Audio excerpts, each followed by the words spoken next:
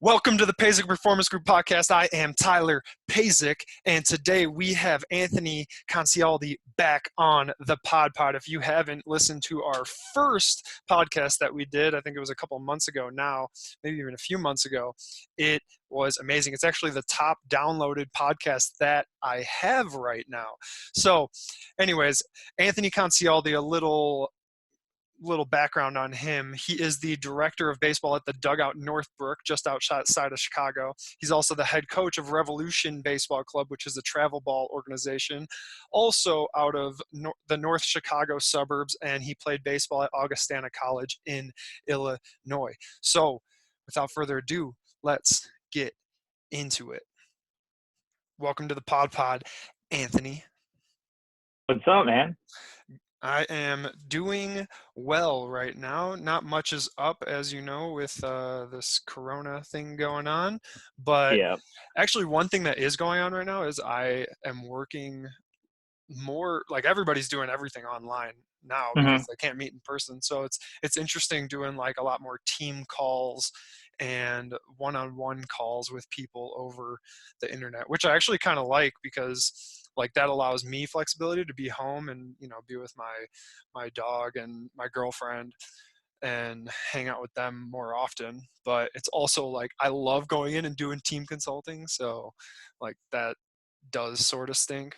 So we'll see. I'm sure things are going to change over the next month for me, like doing more online stuff even with other people. But what are you up to now? I think, one thing that we're trying to do the same thing, from a perspective of the facility and for the travel team that I coach with, just trying to utilize technology to keep in touch with the players and just make sure, they're staying busy and, they're staying positive and it's very easy, especially now, getting into the third week of, them being out of school and not having the ability to really interact with, their teammates and other people. Just trying to get them to, keep their spirits up, stay connected with their teammates, stay connected with their coaches, and just kind of give them a little bit of light at the end of the tunnel, if you will. So are you guys like setting up calls with them, or how are you guys going about it? Yeah, so the other day I filmed some videos, just some drills and stuff for them to do at home, that I'm going to send out to them later today, and then also just letting them know that we have the ability now to set up calls, like you said, for them to whether it's just sit down and talk with me one-on-one, schedule something like as a group, and just talk, and it doesn't even have to be baseball. Just staying connected with them and, because my relationship with my guys, I like to think is much greater than just the game of baseball, and just being able to, in a sense, just be someone they can talk to, be someone that they're comfortable around other than mom and dad or, grandpa or whatever. Just in a different light, just to be there for them and understand that, they can talk to me, or, if they want to talk about video games, we can talk about video games. If they want to talk about, whatever show they're watching on Netflix, I'm good with that, just somebody to talk to, and keep their head in the right space. Yeah, I think that's good. I think that's one thing you've always done really well is being like a reliable source of wisdom and just caring consideration for them and like being compassionate towards the players that you have as well as the families that are coming into your organization. And I think that's huge for every coach across the board right now, is just like showing their athletes that, hey, I'm there for you, especially going through something like this. Like every player, if it could be anybody, it could be like the head coach reaching out, assistant coach reaching out, any of the coaches, or it could be even like a senior on the team reaching out to a freshman on the team being like, yo, dude, how's it going? I remember when I was at Indiana State, and the summer after my freshman year, I got a call from one of the juniors on the team, Robbie Ort, and he calls me up, and after we got off the phone, I'm like, dang, that was so cool. Robbie just called me. I'm like, I didn't really even talk to Robbie during the year, but then when he called me in the summer, I'm like, man, this guy like actually like kind of cares? cares, or he was Right. interested in what I was doing, which is also Yeah. cool.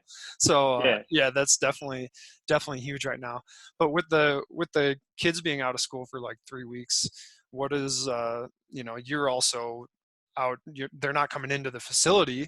So Right. what are you doing now that you have all this extra time on your hands?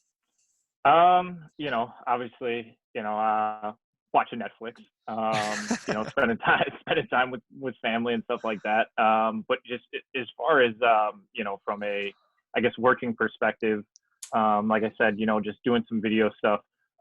Personally, just filming some things, and then as well as I've been watching a lot of YouTube. It's a big thing with the kids, but it's not something that I've really dove into. So just kind of watching some interviews and just some I guess just visually watching some podcasts and things like that. Just on some on big league guys. Just listening to them talk just about their journey and what they're doing, why they've been successful, why they weren't successful, and just kind of looking at baseball just kind of through a different lens than I have been, on a day-to-day basis. I'm working with a lot of, younger kids, and even like some high school kids, but just kind of looking at some things from a big league level, I guess. And just, it's crazy for me just because a lot of these guys that are in the bigs right now, the big time stars are, they're younger than I am. And, it's crazy to think at this point right now, I'm 30 years old and I don't feel it. I still feel like I'm, a young guy, and I'm not that I'm old, but, these guys are 26, 27 years old. And they're at the top of their game, top of baseball. And it's just kind of interesting to listen to their perspective and, how mature a lot of these guys are. So And who's just their like thought who's like process. one person that you've been listening to? I know right before we got on this call, we were talking about like Kai Correa, the bench coach for the Mm-hmm. Giants. He's super Yeah. young and he's up there with the Right. major league club. And then you were talking about Donaldson as well and Mm-hmm. what he has to say. So who's like one other guy that you've been listening to, or either one of those guys? I guess we could dive into. I think the one guy that I've always been intrigued by, Donaldson is just, I think he's just a hilarious dude, and he's just like, he's the kind of guy that you could sit down with and listen to talk for forever and just have a good time with them. The other guy that I really enjoy listening to is Mark DeRosa, on MLB Network. Mark Um, DeRosa. yeah, Okay. yeah, just another Italian guy like myself, just keeps it real, keeps What do it you like? real. What's like one thing he said that you like? Um, so he's always his name's been thrown into the ring in a lot of managerial jobs the last like 2 years, and him just talking about how he's going into interview processes and things like that. And I forgot who he was interviewing with. Somebody told him, at the end, they're like, dude, you gotta show us you want it. Like, it just, you were a good interview, like, don't get me wrong, but it just didn't feel like you wanted it. Like, you gotta bring it when you come in here. We just didn't get that from you. And maybe that's just because, right now at your point in your life, like, maybe this isn't something you really, want. So I thought that was interesting. And I That think is super interesting, actually, because that makes me think of one of my one-on-one clients. His name's Jonathan. He was actually interviewing for another job outside. He's in sales, and he was interviewing Mhm. for another sales job. And he's like pretty comfortable in his job right now, and like it affords him the lifestyle that he likes to live. Sure. So there's just like one issue, and he thought like this other job could solve that problem, you know. But when he was interviewing for that job, he had a lot of other stuff going on. So even though he was very interested in that job, they wound up telling him it wasn't going to be a good fit, and he just asked for like some honest feedback from them. Yeah. And they said exactly the same thing. They're like, it just didn't seem like you wanted it. Like, we need somebody that wants this job and really wants to be here. And he's like, dang, I really do. It's just that I had all of these boom, boom, boom, boom, boom. I had, you guys were like sixth on my priority in terms of things that I was getting done at that time. Right. And So I went through a similar thing like that too. Interviewing for a job, for a sports recruiting company. And when I interviewed, I was already in the company just doing some part-time work. And when I interviewed for the full-time position, I was still, coaching at one of the high schools. I was still doing the travel ball coaching with the high school guys, and we were interviewing, and that was one of the things that they had asked me, and I wasn't going to sit there and lie to them. I was still passionate about the coaching thing, and when I didn't get the job, that's the same thing. I asked for some honest feedback, just, hey, what can I do? What can I have done better, to get the job? And they just said, hey, listen, we can tell that you're still passionate about the coaching thing. And, if you don't want to step away from that, we need somebody that's fully invested, Hmm. that's not, this isn't, a part-time thing anymore. This is like, we need all your energy devoted towards, this position. Um, and for me, looking back on that, I was mad because I didn't get the job. And then when I kind of understood why I didn't get the job, it gave me a little bit more peace. But also was a learning opportunity to just understand that, hey, a full-time job is, it's obviously a commitment, and there's no like, you know, going part-time on it. You got to be devoted to it. You got to be all in on it. And, so that was a good learning experience for me. And that's why I could really connect to that when I was listening to that interview, and he was saying that. Yeah, that's huge. Like that honest feedback that he gave you too, like even though it might have like stung a little bit at Mm-hmm. first, it Sure. was good in the long run because it helped you grow as a person. And like relating that to baseball, like all of these kids coming out of high school trying to get a college position, trying to get into college and play baseball in college, like you really got to show coaches that you want it. you know what do you think? Do you think it's better to like go all in on like five different schools or try and reach out to like 150 schools? I mean, you got to cast that net. I think you got to get your name out there to as many schools as you can. Now, that doesn't mean you have to be all in on those, 100 schools or whatever it is. But I think you need to do your best to get your name out there, get the information out there, and then you can kind of um, narrow the list down in terms of, which ones do you think are the most realistic for you? What's worth spending the most amount of time reaching out and connecting with those and really developing that personal touch. You know what I'm saying? But there is nothing wrong with going out there and sending video out, sending your stats, not stats, but your combine numbers and things like that to coaches. Because I've talked to plenty of coaches just as much as you have. You've probably talked to more than I have, but almost every coach that I've ever talked to said if I get video in my inbox, I will watch it. Mm. Like I will watch that video. So that's what I tell a lot of my guys is like, it doesn't hurt just to send it. I mean, even if it's not like number one on your list, even if it's not number 10 on your list, you don't know what doors that could open for you. You know what I'm Yeah. saying? Or even like a coach could see it and then he'd be like, "Ooh, man, like we're already filled here, but like I know a coach that would love to have you." And then boom, now you're Exactly. connected Yeah. with like a team You know, that my, ultimately could my, actually take you.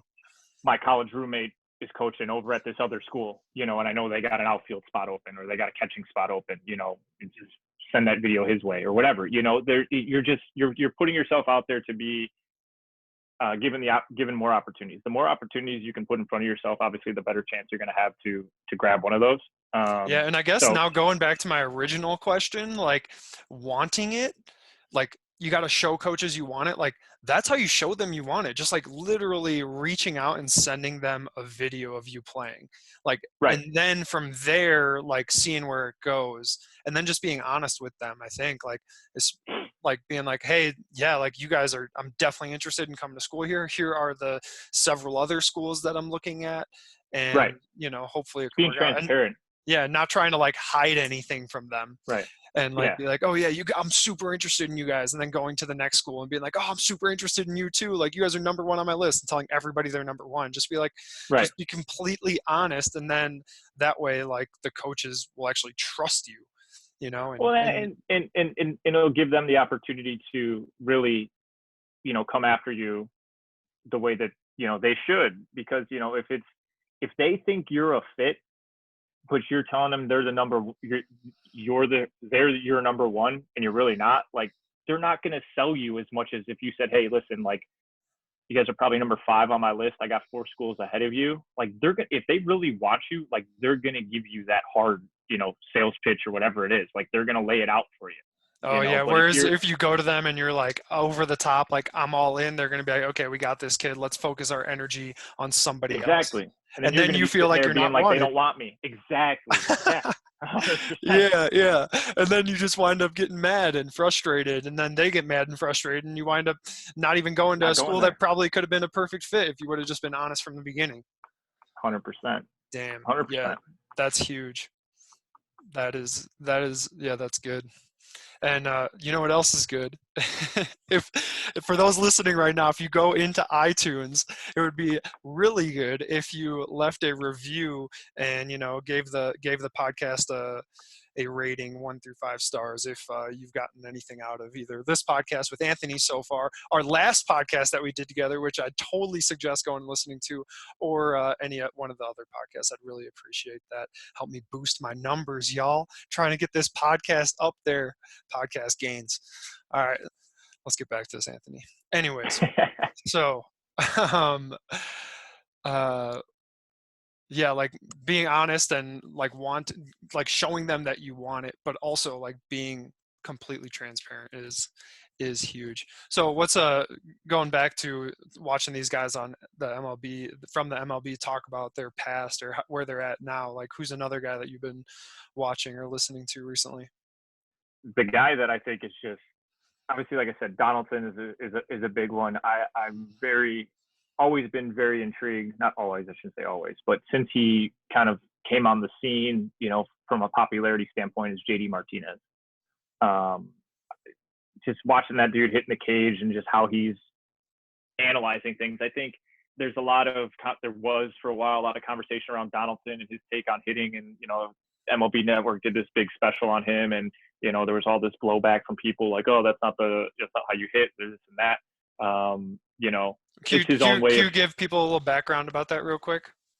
Yeah. So basically, from my understanding, obviously I'm not him, just from the things that I've watched and listened to, he was a guy that, was a top prospect, got sent up and down, was with the Cubs, traded to the A's, was up and down with the A's, and just never could really figure out like a good flow for his hitting, and kind of just put it upon himself to kind of figure out, what type of hitter he was going to be, figuring out his approach and understanding, himself as a hitter, as opposed to, conforming to some, I guess a systematic like ideology that he was taught and stuff like that. And once he kind of dove into himself and understanding himself, the big thing he said, which just was new to me, the last thing that I listened to, the golf simulator or the golf technology Flight Scope. He's a huge golfer, and he was working with a professional or whatever on the Flight Scope, and they said, hey, this is the optimal number here, this and that. And he's like, wait, hold on a second. Like, you're telling me that like if I can get my numbers within this range, like my drives are gonna increase like 40 yards or whatever. And the guy's like, yeah. And he's like, so he started doing it and he saw it. He's like, okay, well then how do if I can do this with golf, why can't I do this with baseball? Like, why can't I do this with hitting?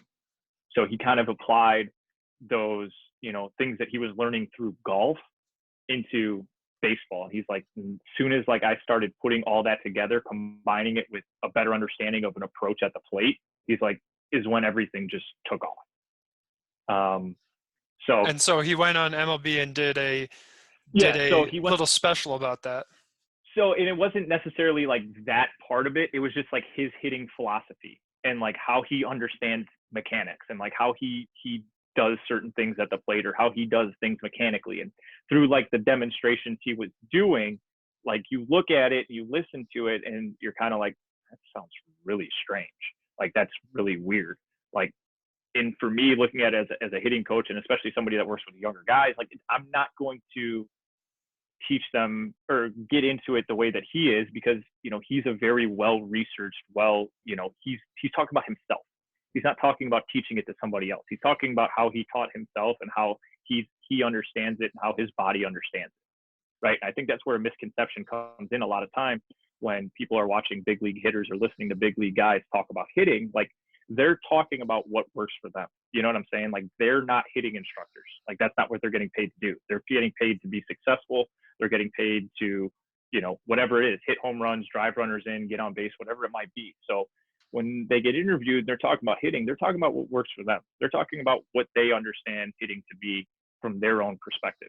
They're not, for the most part, I'm not speaking for everybody, but a lot of guys aren't sitting there saying like, hey, if you're a 10-year-old at home, like, these are the things you need to be doing. Like, they might say that, but at the end of the day, if you really kind of sit there and you really think about it rationally, it's like, how many 10-year-olds are these guys working with?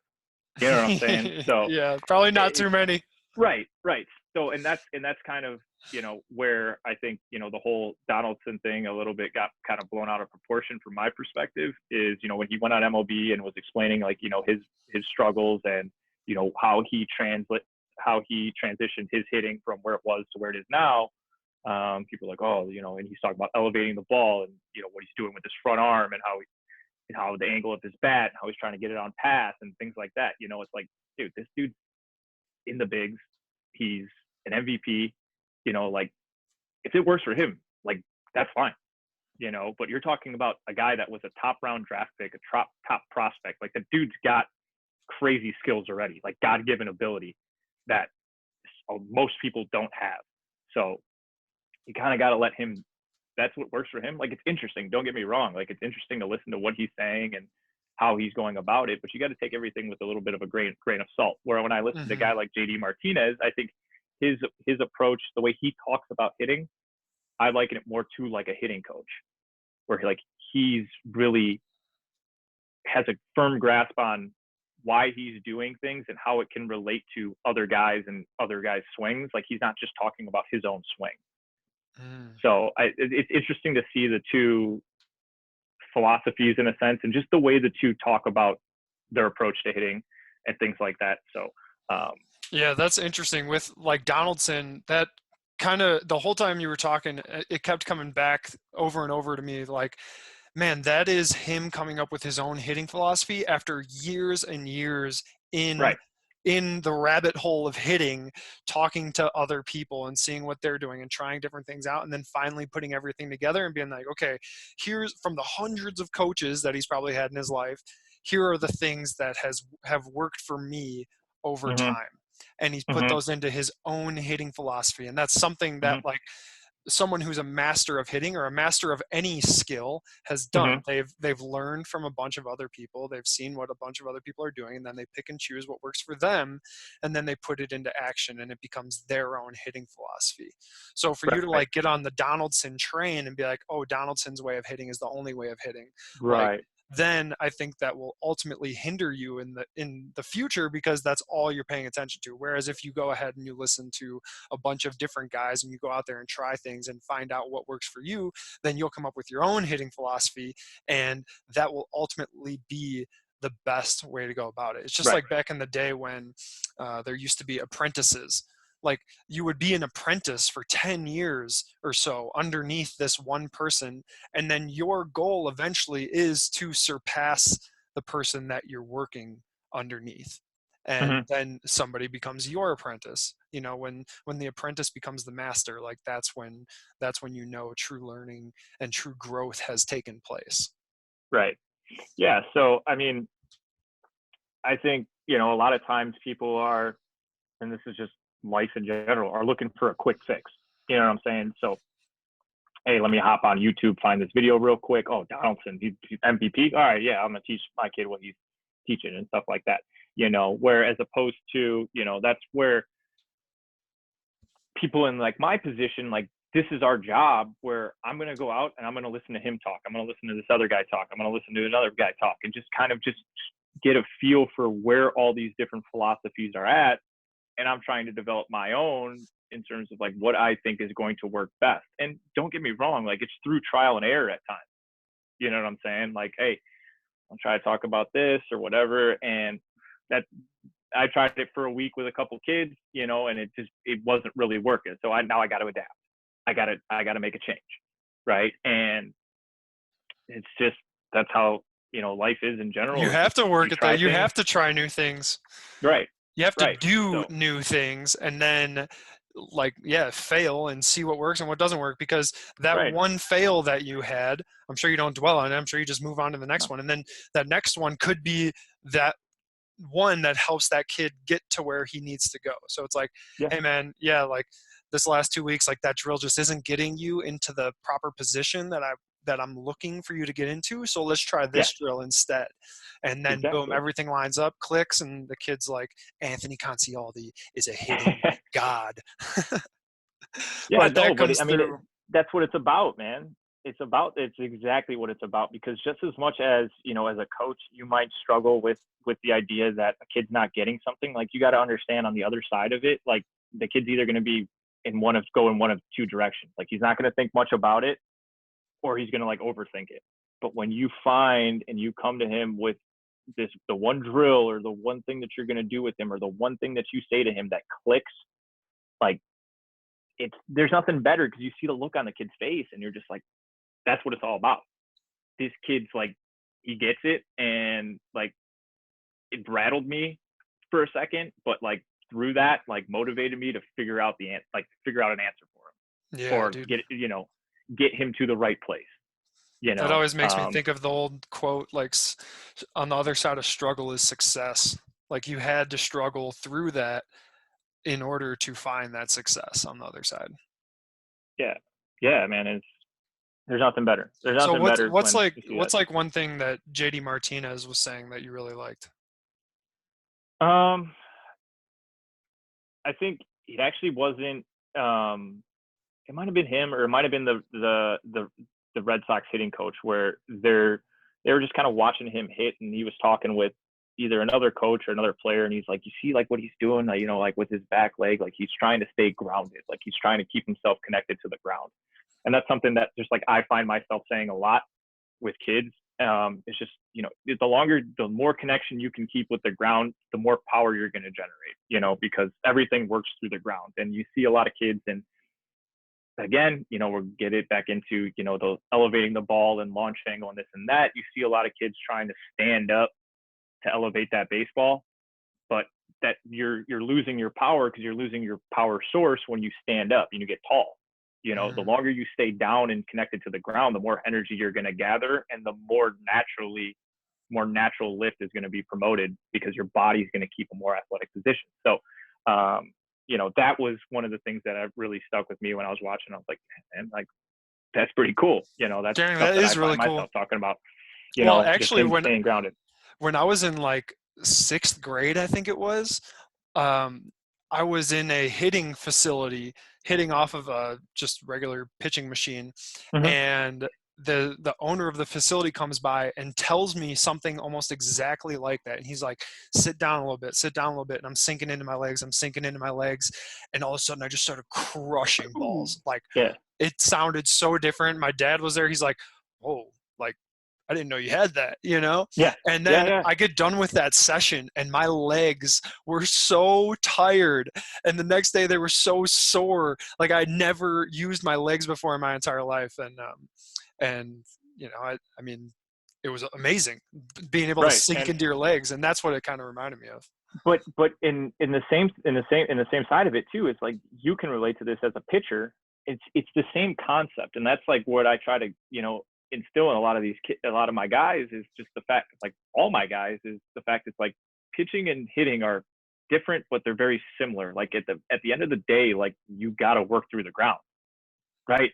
The sooner you stand up when you go to pitch, if you get up on your back toe and your heel comes off the ground, the earlier that happens, the less legs you're going to use. And again, like we've been taught this from a young age, is like your legs are some of the strongest muscles in your body. Like you're not using them, and it's crazy just to watch it. And I've seen it from kids that are 8, kids that are 15, and even guys that are in the minors right now. It's just like, man, I got to use my legs more. I got to get into my legs. I can feel when I'm not using my legs. It's just one of those things that I think for myself, I find myself talking about a lot. And I think people from a baseball perspective, like kind of get away from that. We get really caught up in like just mechanics and like, hey, do this, or because of a lot of more coverage into hitting is out there. But at the end of the day, if you don't have that foundation underneath you, the rest is, in a sense, doesn't really matter as much, you know. Yeah, So that's true. it's my hitting What rant. so like one interesting thing about you that I really like is that you have worked with college age, you have worked with minor leaguers, you have worked with high school kids, but you primarily work with like the age range between like 9 and 14, right? Mm-hmm. Yeah. So like what do you find is the difference in coaching styles between a kid that's in grade school, high school, and college? And then like if you want to get into the pros, we can, but like those three age differences, how do you see yourself coaching differently for those different age regions? I think the level of influence, maybe that's not the right word. I would say just the amount of, I guess you would say, coaching that you're doing and how you're doing it is it's more hands on the younger they are, right?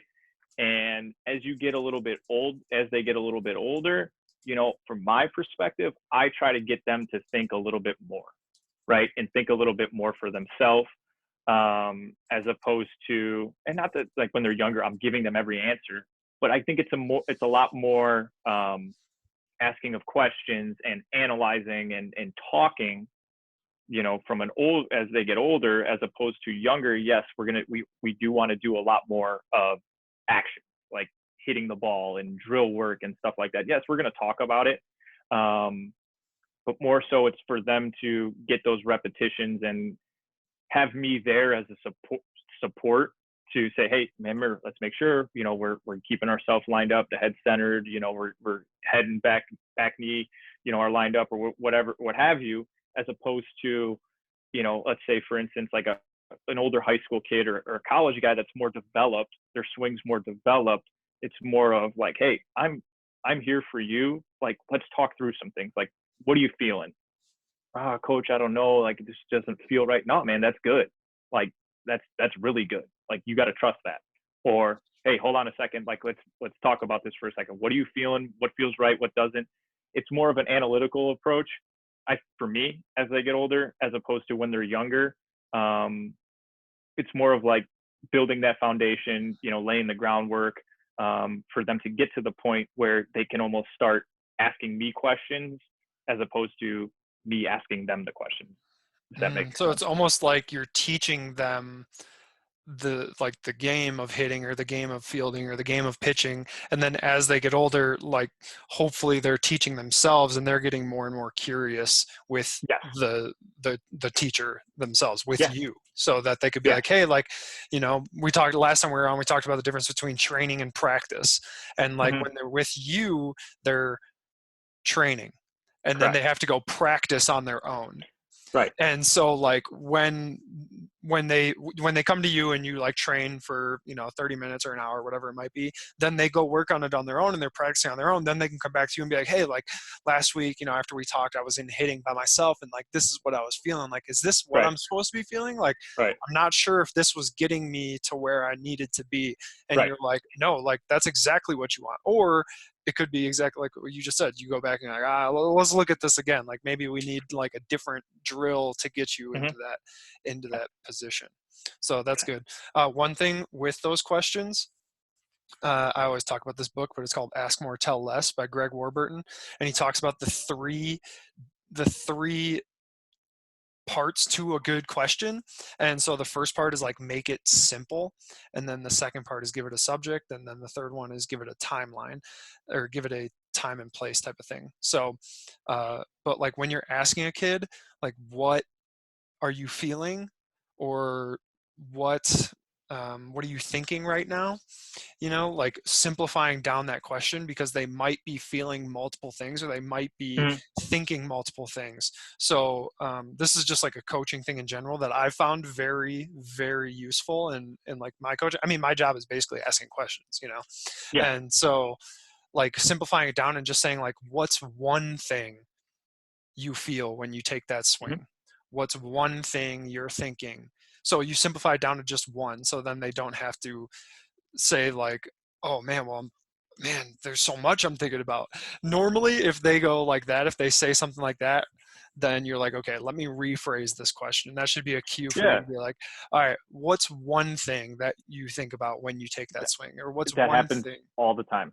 And I got the Yeah, kids like, well, this, that. I'm like, hold on, stop for a second. Let's slow this down.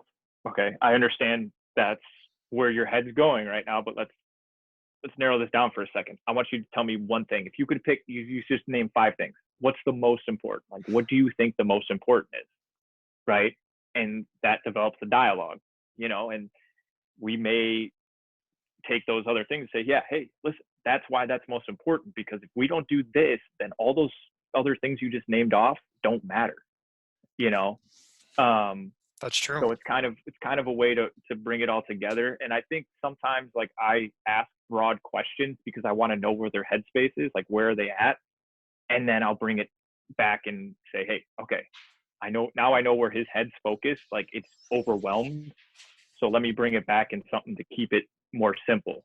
Or if the kid's like, hey, I know what it is. Number one thing, he says it right off the top. I'm like, hey, this kid's got he's a little bit more in tune with what he's doing than some other kids where we can, now we can start a little bit more advanced conversation and get into some more things as opposed to a kid who's like, I got this, that, this, that, this, that. Okay, yeah, we got to move a little bit slower with him because he's getting a little overwhelmed. Yeah. Well, So and bringing it back to like, okay, what's the sequence of events that has to take place? Like that kid mhm, might be jumping from like the first step to the seventh step, back to the right, third step to the ninth step, and then back to the beginning again. yeah, Instead of being like, yeah, okay, like here's the one thing that we need to work on this week in order for you to take the next step. Like those hundred percent, guys that have like 5 or 6 things in their head, they're trying to do too much at one time. And it's like just absolutely. simplifying down that process back to like, what's the one thing? And I think the one word that you brought up that's absolutely huge is the word overwhelmed. Like so many people get overwhelmed. I mean, I was overwhelmed last week, Hmm. like when I got back from Iceland, I'm completely overwhelmed with how much is going on and how much has changed and whatnot. But then, it's getting back to, okay, what's the one thing I can do right now to move the ball forward? And, Right. like going back to the kids, like I'm sure if I ask this question to a group of kids, how many of you have ever overthought while you're in the box or on the Mhm. mound or in the field? Raise your hand if you've ever overthought. And Right. every single one of them would raise their hand because it's happened to literally everybody in sports and just in life in general. So Hmm. getting them back to, okay, what's one thing? What's one thing? I know you got school going on right now. I know you got your social life. I know you have your side hustles. I know you got baseball and sports and all that. Like, what is the one thing you can do right now in each one of those areas to just push the ball forward a little bit? We're not asking Right. you to push it all the way across the finish line, a mile away. I just want you to take one more step. Yeah. And so that's absolutely huge with kids, is helping them get down and simplify down that process. And do you guys journal at all?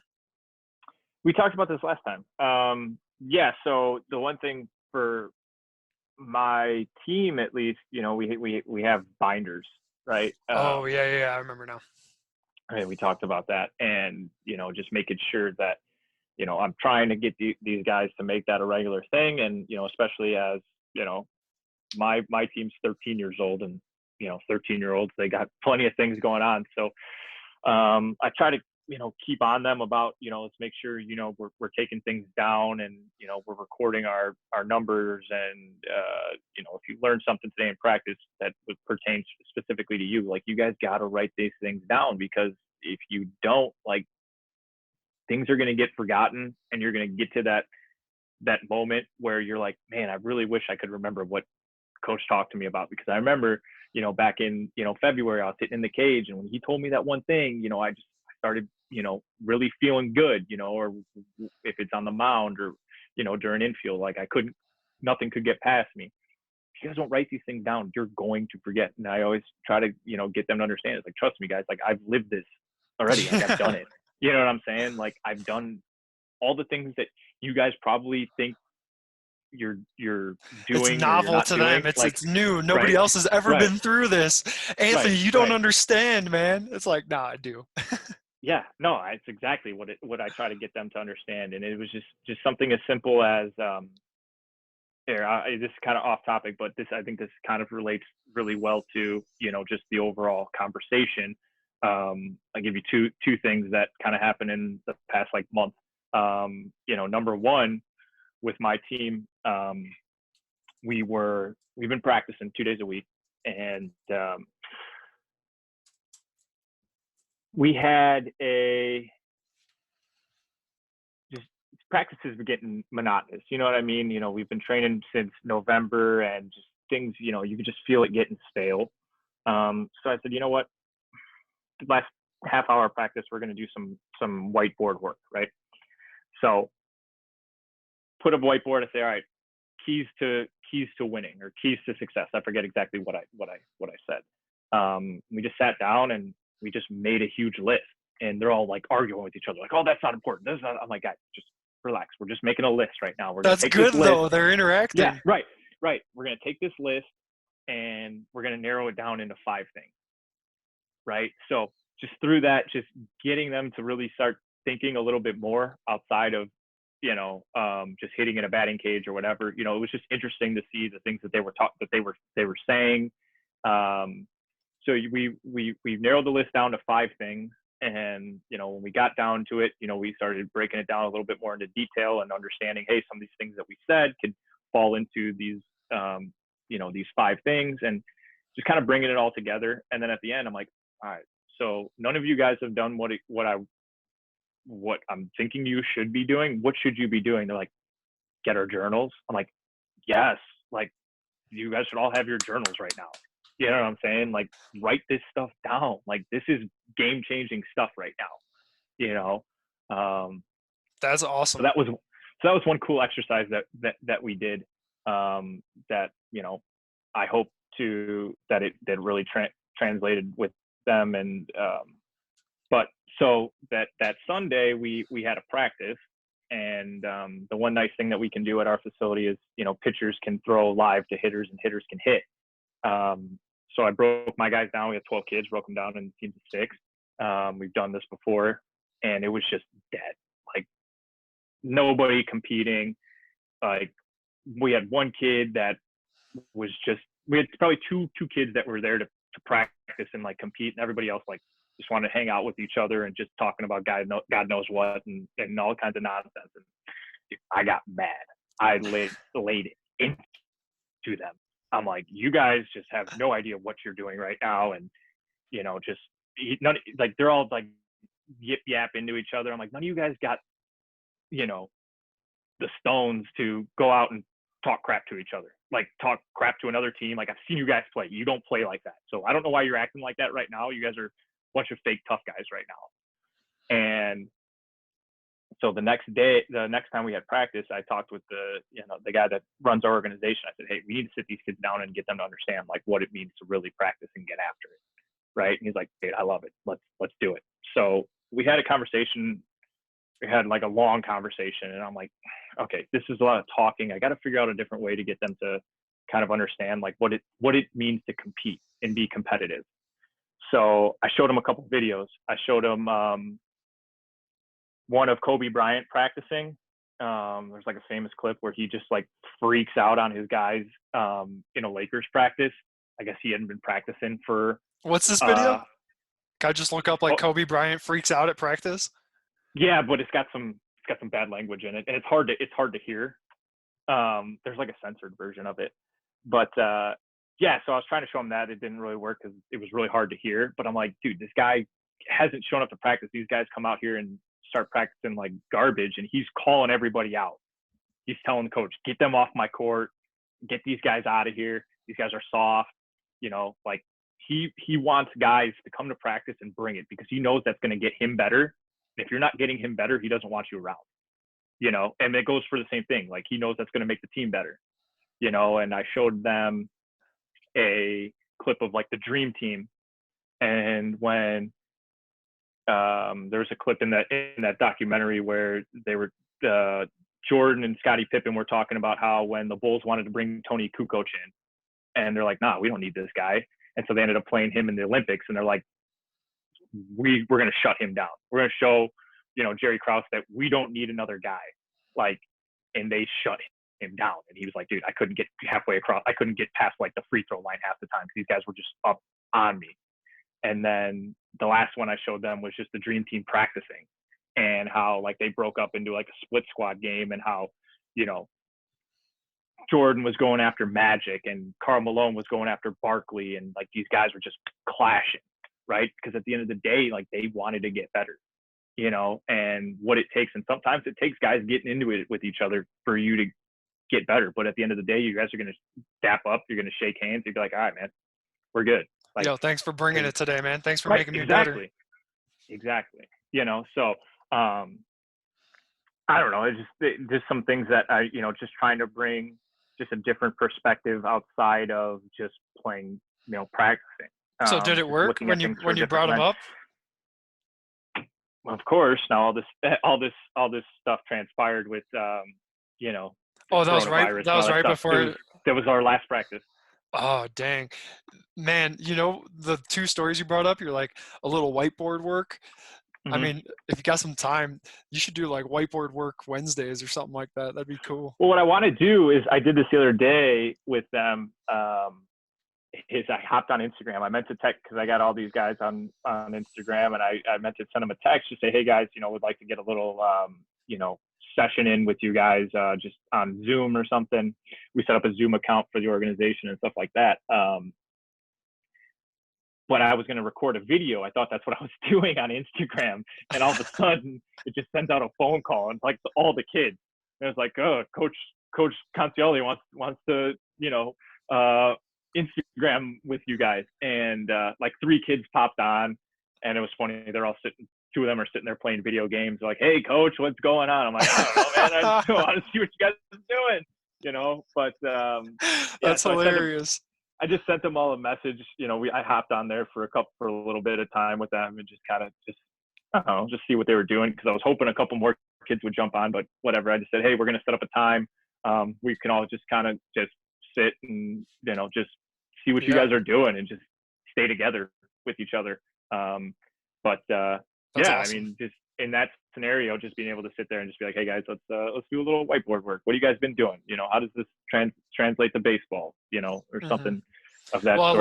I like how I've talked about this a couple of times, but like you came up with like a behavior recipe for like, this is like a recipe that we can do with our actions and behaviors that lead to us showing that like, hey, we're competing, or this is like a recipe for toughness. These are the actions and behaviors that you need to have in order to be tough, in order to look tough and act tough and actually like be mentally tough out there on the field, instead of just mentally tough in the cages, but then not mentally tough out there in the game. So yeah, I like how you did that. Like, here's the top 5 things that you need to do in order to be competitive. Right. And I think, the one thing that obviously I talked to them about, I'm like, listen, like, I'm not sitting here saying like you guys should be, talking crap to the other team and this and that. But I mean, there's nothing wrong with being competitive, where if somebody says something or does something that sparks and lights a fire under you, like, that's okay. Like, use that as fuel. Like, a kid comes in and slides hard into you, like, don't punch him in the face, but like use that as like a motivation to be like, all right, okay, well, I'm gonna next time I'm up, I'm gonna hit a double, and I'm gonna slide hard in the second base, and let's compete, let's get after it. Not saying you go in there and you try to hurt a kid, right? But you got to go as hard as you can for all 7 innings. Doesn't mean don't get timid. Like, don't get intimidated, right. Which the base word of that, or the root word of that, is timid. And timid means literally like not having confidence, or lacking confidence, or lacking courage. You're easily frightened or scared. And so for you to go out there and like actually use that as fuel instead of being scared of it, or even if you are scared of it, like leaning into that fear and being like, okay, yeah, I might be a little scared of him, like he's a big dude, but like that doesn't mean I'm going to. I mean, that's where the courage comes in. That's when you step forward into your best self and like you compete. Mm-hmm. Yeah, I mean, that's what I'm like. You guys play all kinds of sports, right? You guys play football, you guys play basketball. Like, I know you guys go out there and you compete. Like, I've seen some of you guys play. I've heard the stories about you guys playing. Like, why should this be any different? And I was talking with the guy that runs the organization. I said, I think the big thing with baseball where I guess it's not lack of, competitiveness, but I think it's something that I've never really heard anybody talk about, but it just kind of came to me was the fact it's like, there's really no physical contact in baseball, right? You think about football, you think about basketball, you think about hockey, like the four major sports, three of those four have physical contact throughout the game, almost like at all times. Baseball, you don't. Like, you very rarely are ever touching another person, right? Where if you get angry or you get frustrated or you get fired up, like you can, physically put a body on somebody. Like you could box somebody out. Like you can tackle somebody, you can block somebody, you could check somebody in hockey or whatever. Baseball, you can't do that. You have to channel that anger or that, that competitiveness into like an action that involves contact into a baseball. You can hit a baseball, you can throw a baseball, right? You can bust your tail to go after a fly ball or dive and lay out for a ground ball, but you are not physically touching another person, So I think there's something to be said about that from a psychological perspective, that's much greater than I guess my knowledge would be, but I think that's a conversation that I think has not been had, or at least I haven't been aware of that type of conversation. I think that's Yeah, it's super almost like important. you need to use that fuel as fuel for focus and Right. fuel for like really locking in on your plan of what you're going to do. And I feel like when you get into that mode and you get into that hyper focused mode or hyper confidence where you're like, there is no shot that he's going to beat me right here. When you get Right. into that, like that's when you're competing at your best. And like not just saying like, man, there's no way he's going to beat me here, but like being like, I'm going to have a great at bat, or I'm going to barrel this ball up, or I'm going to get Yeah. my pitch. I'm not going to miss my pitch right here. Like I'm going to get my pitch and I'm going to absolutely hammer it. And Well, I that's think, where that comes into play. yeah, and I think in all sports too, like there is a fine line between being like aggressive and confident and then being overly aggressive and confident, because it's the same thing like in football, basketball, or baseball. Like you can be overly aggressive and find yourself out of position, right? Like you're gonna let that fire kind of take over in a negative way, where I'm gonna try to tackle this guy as hard as I can, and then boom, You get you're moving juked. too fast. You get juked. Or basketball, you get out of position, or you try to dribble too fast and you kick the ball or whatever it is. So, Or you I or mean, you I get think, overly aggressive and go for a steal, and then you leave right, your defense vulnerable. right, exactly. So I think, in all sports too, that, there is that level of having to, in a sense, like calmly gather yourself and figure out a way to use that fuel in a positive way and not let that overly consume you, where it's going to lead you to, sacrificing, whether it's your teammates, or your positioning, or what have you, or just your mental state. So And I think I that think, comes back to like knowing your plan and executing your plan. Like when you know your plan and you know that your plan works most of the time, like yeah, this plan is going to give me the best shot, the best chance at having success. And something fuels you, like something happens in the game and it's like, oh man, like now I'm like extra motivated. It's not that you're extra motivated to like hit the ball harder or run faster or do any of that. It's like you should be more motivated to get into that plan and be like, I'm going to right. stick to my plan. And I'm not going to let him or her get me off of what I'm trying to do. Yeah, no, and I mean it goes back to kind of like when I was listening to Donaldson talk, and he said, the big thing for me was like having a plan, and like once I figured out my mechanical approach, my mechanics, like coupling that with my approach, like that's when things started to change for me. He's like, I stopped, swinging at bad pitches and going up there without any idea of like what I was trying to accomplish, but like it all started with me. Like once I felt confident in my mechanics, I started to see more success. And then that just kind of drove me to say, okay, well, how do I maximize my mechanics? well, I got to have an approach. I can't just go up there and swing the bat and be like, yeah, I got good mechanics. Like, I'm in the bigs. Like, that don't work, you know? So, like, I have to have an understanding of what I'm trying to do. What pitches am I looking for? What pitches do I not want to swing at? And, you know, use my mechanics to the best of my abilities, you know, Mhm. maximize that. So wait, could you So go having over that those plan. couple of questions again? Like, say somebody was like, okay, what questions should I ask myself in order to have a good approach at the plate? Like, what are some questions? What are like 3 questions that you can think Yeah. of? I mean, okay. So number one, I always, you know, it always starts with, you know, what is a good hitting count? You know, that's number one. You know, what is a good hitting count? And why is it a good hitting count? You know, it's a good hitting count because there's a very high likelihood that we're going to see a fastball, right? So that's number one. And then number two, I guess that's probably two things. And I'd say that, you know, the next thing is like, what is like your ideal zone? Like, where do you want the ball? And now that's not just saying like, do I want it down the middle? Do I want it outside? Do I want it, you know, inside? Okay. That's part of it, but it's also from like a height perspective. Like, do you like the pitch from your knees to your thighs? Do you like the pitch from your belt to your letters? Okay. Like, you have to be, you have to kind of shrink that zone a little bit, you know, as opposed to like saying, oh, I just want it outside. Well, okay, you like it outside, but let's understand that how many times do you hit the high and outside pitch? You know, how many times do you hit the low and outside pitch? So if you're ahead in the count, if it's 2-0, you're expecting a fastball, that's what you're sitting on, and then you chase a high and outside fastball, you just got yourself out. Like, what was the point of that? You know, if it was a low and outside fastball and that's the ball you love, then yeah, you go let it eat on that one.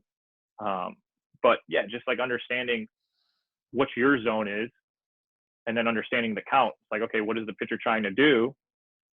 You kind of have to put those two things together. And hitting, obviously, it's not that simple.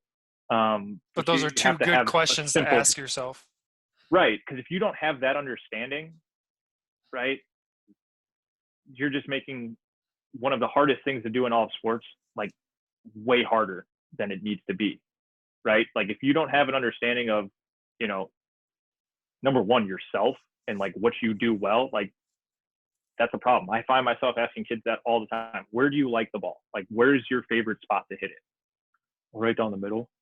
Okay, I get it. Like everybody likes it down the middle. Like, let's be honest. But when I'm throwing you batting practice, and you take the one down the middle. That's not telling me you like it right down the middle. But no, it's just in making them think. It's like, okay, let's think that. Like, think back. Like when you really hit the ball well, like where do you like where's the ball getting to? Is it an outside pitch? Is it inside? Is it low? Is it high? Is it like at your waist? Like, and that's part of the thing too, which is nice about, you know, like our facility and a lot of facilities now that have like the hit track system is like you can track that stuff. You could be like, hey man, like look, you're hitting, you know, it's an estimated, but you're hitting 700 on balls, you know, down at your waist height on the outside part of the plate, right? And you're hitting, you know, 0 on pitches up and in, right? Mhm. Like, so we know like here's our absolute red hot spot, here's our absolute cold zone, you know. Mhm. So like from there you can kind of start to develop more of an approach,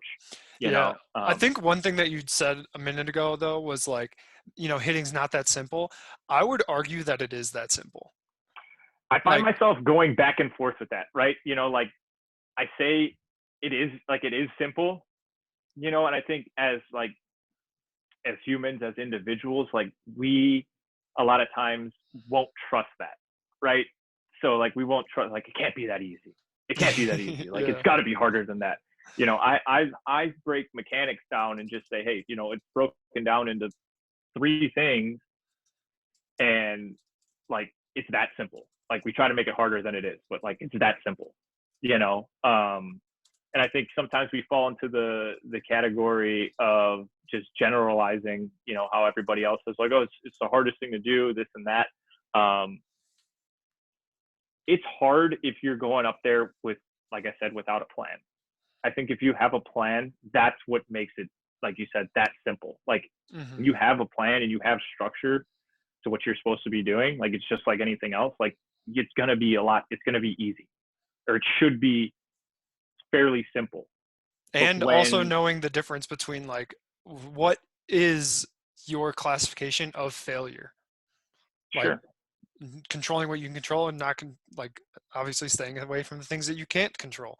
And then Hmm. like what is actually a failure for you and what is success? Because if you're paying attention to only batting average, then you're going to be a pretty unhappy person.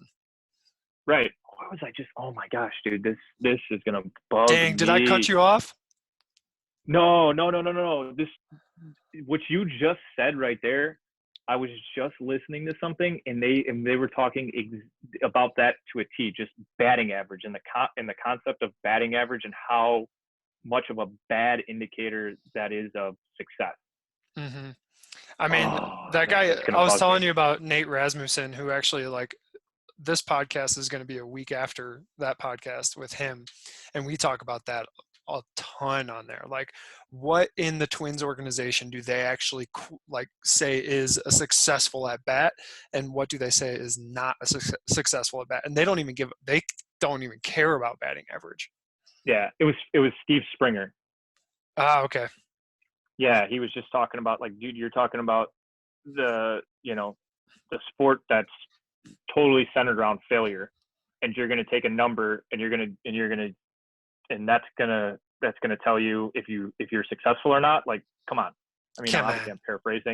I'm paraphrasing, but it was Yeah. something along those lines. It's just like, and especially as like his big thing he was talking about, like, parents and how they need to be more supportive of their kids and this and that. I mean, that's a whole other thing, but just the concept of batting average and just saying, like, okay, I'm going to judge that like as my success rate, like, is totally unrealistic. Because I mean, think about it, like, how many times do you just barrel up a ball and it's just like line out, or whatever, Get like, one and the step out same of the thing, box. right? And you're just like, but it's the same thing goes on the other side of, like, a pitcher. It's like, dude, your ERA, right? Like, you could have just thrown just a nasty slider on the outer half of the plate, and with the bases loaded, wipe out slider, and the dude just goes like this and sticks his bat out, and it just bloops over, scores 2 runs. You know, and you can make the Yeah, argument and that it all balances there's a itself lot of out. different. Yeah, there's a lot of different numbers out there now too for pitching that like Right, ERA is nothing compared to what right. they actually talk about, especially in like arbitration meetings. Like Hmm. they rarely talk about ERA. It's all the things that lead into the ERA that they talk Right, about. Like right, and that's kind what of would like, your ERA be without I think there's one like without fielders or something like that. yeah, Um, I have no idea how they do it. I think it's called your FIP, like fielding something percentage. yeah. But I mean, there's all these advanced metrics now that are giving us more true insight into success, as opposed to just this standard stat lines, where, like, those are cool to look at and stuff like that, but they don't tell the whole story. And I yeah, think, especially now in the major leagues, when you're talking about millions and hundreds of millions of dollars, like, they're trying to figure out more, obviously, ways yeah, to justify, hey, am I going to pay this guy $200 million or because of 20. four categories, or am I going to pay him 20, like you said, or should we open it up to more things? Um, Hmm. Yeah, man. hold on. That's like one of my favorite conversations to have is about like all of the things that lead into it because so many people Mhm. want to focus on just this one stat or like that really doesn't even mean much, especially when like the whole point of baseball is to score more runs than the other team. Like you could have a great batting average and not score any runs and lose a lot of games. So therefore, are you actually like doing the team any good? Or is your Right. team really good if you're hitting so and so high, like you're hitting 280, but you guys aren't scoring any runs and you're losing all these games. Yeah. So Yeah. it's What's your interesting. batting average with runners in scoring position? Like, Hmm. that's huge. Like, if you have a 400 average, but your batting average with runners in scoring position are, it's like 120, are you Then, scoring? And, then but if, are you really that good? right. I But don't if know. you're getting on base and you're scoring runs and those guys are driving you in, then, it's, Yeah, yeah, it plays out that way. Then it's there's so many yeah, different ways to right, go about it. But right. all right, man. Wrapping this up real quick. What's like your number one takeaway from the chat that we had today? Dude, I would say, I mean, I think kind of what we were getting after towards the end is just, I think the big thing is having a plan and having an understanding of, whether it's, yourself and how you're going to go about your business, or just I think I guess it all comes back to, understanding understanding yourself and understanding, what you do that makes you successful, and what you need to do that's going to make you more successful. Um, Yeah, hitting and philosophies. I would say that our whole conversation could get summed up into like philosophies, like understanding that there's going to be 100 different philosophies out there about how to hit or how to field or how to do anything, how to shoot a basketball. And it's up to you to go in and look at all those and assess all of them and then figure out what works for you that's for you. Yeah. best. And ultimately, like, that takes a long time, but like, that's part of the fun of it, is trying things, failing, succeeding, and just getting better every single day. And I think that's like a old like quote that says, the goal of today is to be better than you were yesterday, and the goal of Mm-hmm. tomorrow is to be better than you were today. Like, that's the fun of it. And ultimately you'll get to a place where you'll have a brand new philosophy on whatever it is that you're doing, whether it be baseball or softball or basketball, or you know counseling or something like Yeah. that, completely I outside mean, of the realm of that's sports. me from a coaching perspective, and I'm sure that's you from your job perspective as well. Like it's taken me 7 years to really 6, 7 years to really develop like a true philosophy in terms of like how I think and how I go about my business from a coaching standpoint and from a training standpoint. But it's still evolving every day. It's still changing every day. But I feel like it took me like 6 years to get a really firm grasp on like who I am as a coach and how I go about my business as a coach. Hmm. But like I said, it's still changing every day. But it took a long time to really get to a place where I was truly confident and comfortable with who I was and who I am as a coach and a trainer. So Yeah, man. That's why all the best coaches are like 80. they've had yeah, a, they've had a lot of time to think about their philosophy yeah, 100%. and work at it. All right, man. Well, thanks for getting on. I appreciate it. Well, I'm sure round three is probably going to come in another few months. Yeah, man, I'm happy to do it. Like always, it's always good coming on here. I appreciate you having me. All right, man. See ya. All right, take it easy.